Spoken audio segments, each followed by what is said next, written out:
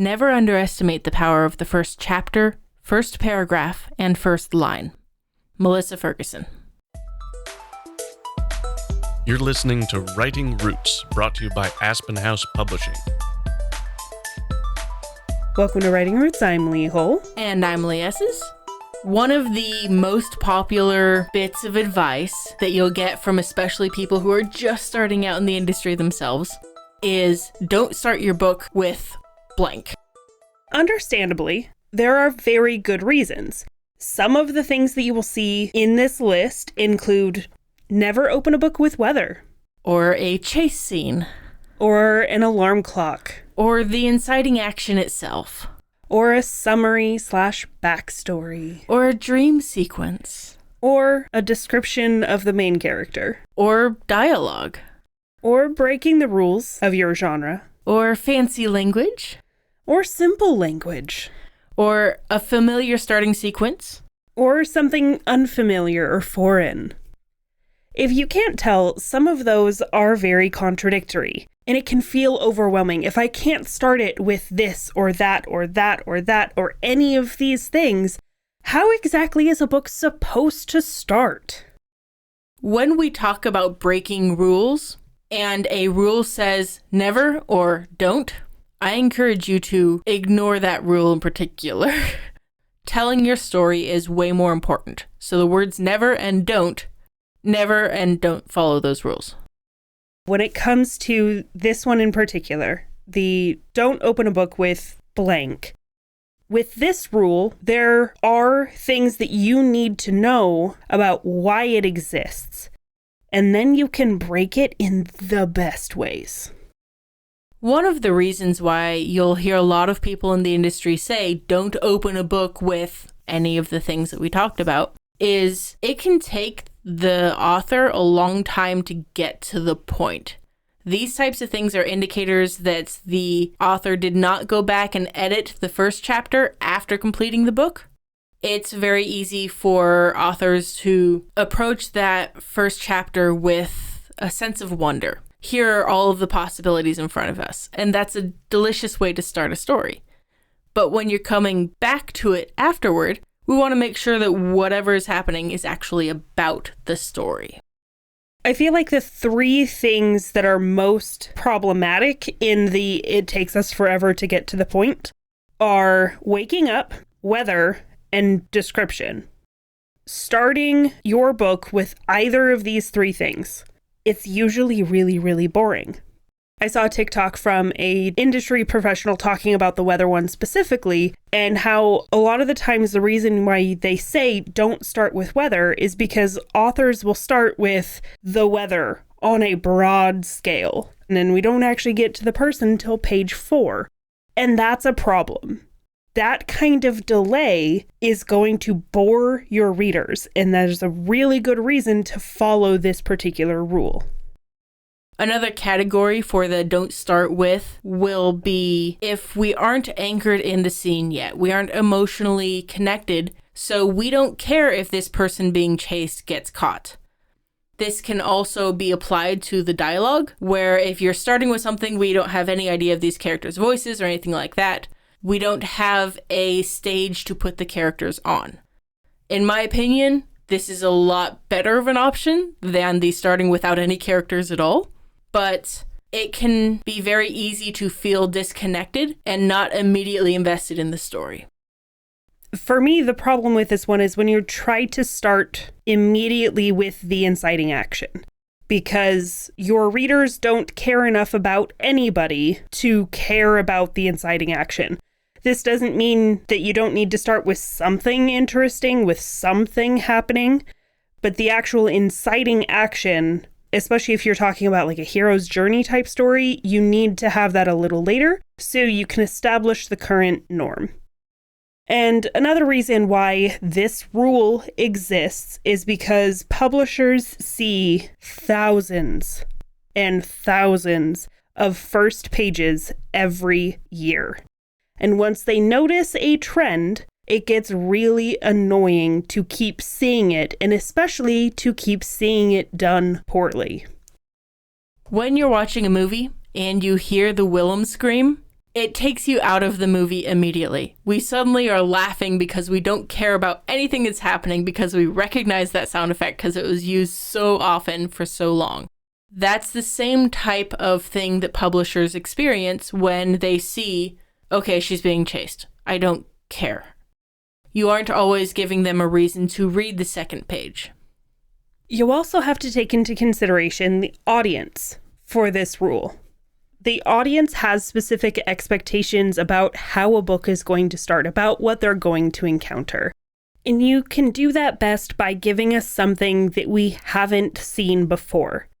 One of the best ways to start a story is not in the beginning. So we are starting off with the detective arresting somebody. We're in the moment with them. We want to be dropped into the middle of it and then just catapulted to the end of the story. This idea that, oh, well, the reader has to know all of these things before they can begin to enjoy my story is an indicator to a lot of especially modern readers that this book is going to take a lot of work to pay off, and it's probably work that is not going to be entertaining. But there are times, and a lot of them, where you will need to break these rules. Like our list indicated at the very beginning, some of these are contradictory, so obviously you're going to have to break them at some point in time. But you need to break them right. The best way, my favorite way, is when you do break this rule, break it with a twist. Give us something we don't expect when you are giving us this thing that is so common. So if you're starting with the weather, make the weather interesting. It's raining ash from the sky. Okay, that's different kind of weather. One of the first things that came to mind was actually Hocus Pocus and the, oh, another glorious morning makes me sick. That simple of a twist, that little bit of a joke, is enough to get us invested in the character. And we want to keep reading that story. But you need to do the twist quickly. We're talking within the first sentence or two, definitely within the first paragraph. Because the longer you take to help us understand that this is a twist on what we usually see, the more we're going to be likely to put it down and never pick it up. If you just keep talking about the rain falling in the forest without introducing me to a character who is experiencing it, I'm out. Another great way to break these rules of don't open a book this way or that way is to invest us in the character immediately. That doesn't mean put them into danger necessarily immediately, but help us connect with them. One of the best ways to make it about the character and serve your plot is to do something with conflict. Whether that is an argument or an internal thing that the character is experiencing, a conflict can help your readers care about that character very quickly. We don't want this to be the main conflict of the story. Again, you want to save that inciting action for a little bit later. Having conflict in your opening chapter and then completed in that opening chapter will help us get an idea that your character is competent, they're interesting, they are in for some very fun things because we already had this cool kick-butt first chapter.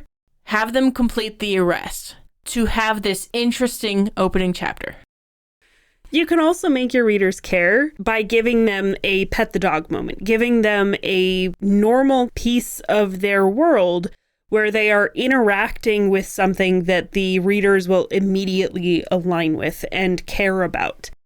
My everyday for my main character in the book I'm editing right now is going out, finding people with magic powers, and then teaching them about those powers, introducing them to the world.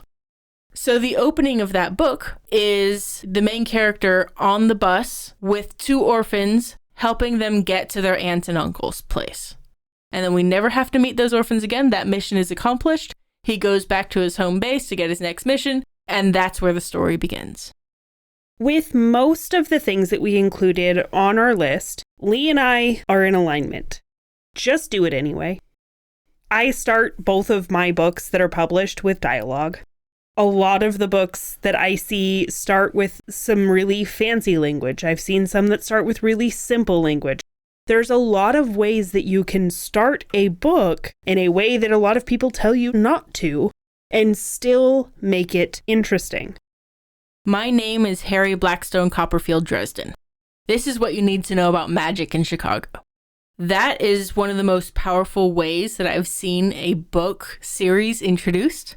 Having that simple opening line can be incredibly powerful for the rest of your story, and it immediately breaks this rule because he is a main character talking about himself, giving you a description of the world.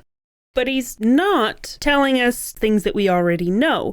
What the author does is introduce us to something interesting, something that we're not familiar with right away, and phrasing it and characterizing it in a way that makes us go, oh, that's new. And as we were snarky about at the beginning of the episode, following all of the advice everywhere about how not to open your book leaves you with no options. You're going to be forced to break this rule. And everyone's rules are a little different. Every reader, every publisher, every agent, everyone's going to have different things that they're looking for. You will inevitably break someone's rule.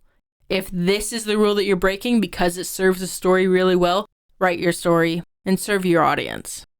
The best advice that we can give you with this is just don't be boring.